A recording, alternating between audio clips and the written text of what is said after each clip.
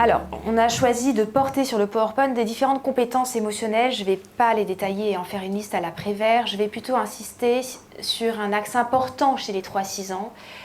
L'axe important, la première chose, c'est d'être dans le ressenti corporel. Je ressens une émotion. Je ressens ce qui se passe en moi. Voilà, parce que l'enfant arrive à 2-3 ans avec des comportements impulsifs, des sensations, des perceptions qui n'ont pas de sens, de nomination. Donc l'idée, c'est d'amener l'enfant petit à petit par rapport à un ressenti corporel, par rapport à comment ça se nomme, comment ça se dit. Voilà, je me sens, voilà, mon corps il est tout tendu, bah, ça s'appelle colère. Ça, c'est la première chose. Identification des émotions. Je ne vais pas rentrer dans le détail non plus. J'en aurai pour une journée, 2 jours de formation. Mais il y a des identifications, il y a des émotions primaires, des émotions secondaires. Bref. Après l'identification des émotions, il y a quelque chose qu'on a tendance à passer outre. C'est au-delà de ça, identifier mon état émotionnel, être capable d'en rendre compte. Vous voyez, c'est la médiation par le langage. Et c'est la question du sens. Ça fait sens pour moi maintenant. Savoir reconnaître l'état émotionnel de l'autre. Alors, savoir reconnaître l'état émotionnel de l'autre, c'est en lien avec les fonctions exécutives aussi. Donc, c'est être capable de se voir fonctionner et voir fonctionner l'autre. Donc, ça veut dire être capable d'être différencié de l'autre. C'est en lien avec les fonctions exécutives, ça. Je le pose comme ça s'appelle la théorie de l'esprit. Être capable de reconnaître l'état émotionnel de l'autre et de le prendre en compte. Ça se met en place autour de cet âge-là, vers 4 ans et demi. Et après, la dernière étape, donc ressentir, identifier, nommer, reconnaître l'état émotionnel de l'autre, ça c'est voilà. Et la troisième étape, c'est être capable de répondre à mon besoin, ou être capable, avant ça, de formuler un besoin. Et what? Qu'est-ce qui se passe? Alors t'es en colère. Ouais, ok, j'entends. Et souvent, nous adultes, on a tendance à vouloir porter la solution. Mais vous savez quoi, la solution? C'est de lui demander à lui de quoi il a besoin. Et la première solution, ça a été d'accueillir son émotion. Souvent, en fait, on est dans la recherche parce que nous-mêmes, ça suscite un stress. Je ne vais pas rentrer dans le détail, mais ça vient réactiver en fait des structures qui se situent dans notre cerveau limbique à nous. Et du coup, en fait, il y a une situation de stress qui est générée par l'émotion, pas négative, désagréable. Je l'appelle comme ça, moi.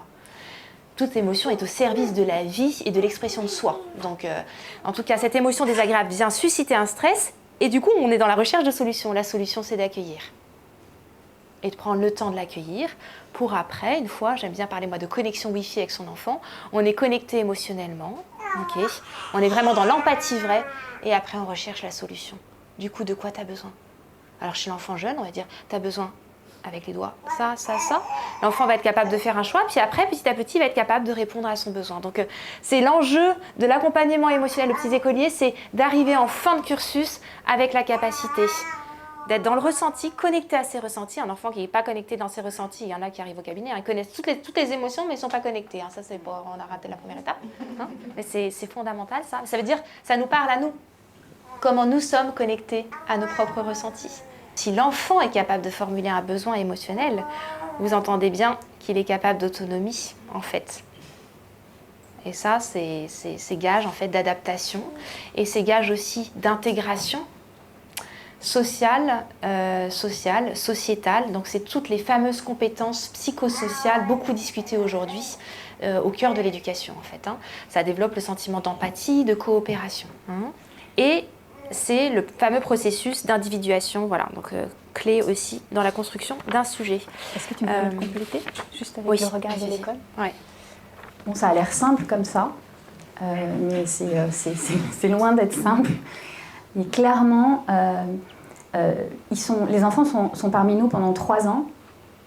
Et ça, c'est un cheval de bataille permanent, cet accompagnement émotionnel, pour 2 raisons. Parce que c'est fondamental à cette période de leur développement, premier point, et par rapport à tous les enjeux que tu viens de décrire pour leur avenir, ça l'est.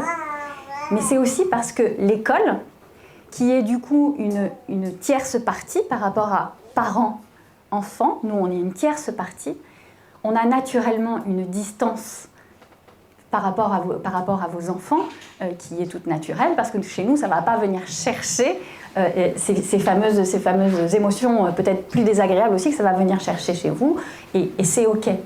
Mais c'est juste pour vous dire que l'école est un véritable relais de la famille sur cet accompagnement émotionnel. Et c'est d'autant plus important, du coup, à ce moment-là, que l'école et la famille puissent se parler. Et ce lien qu'il va y avoir de confiance entre l'école et l'équipe éducative de l'école et la famille est fondamental. Parce que s'il y a lien de confiance, nous, on sera d'autant plus à l'aise pour accompagner les enfants dans leurs difficultés émotionnelles. Et vous aussi, en fait, vous allez vous sentir d'autant, vous allez voir le cercle vertueux de tout le travail qui est fait à l'école.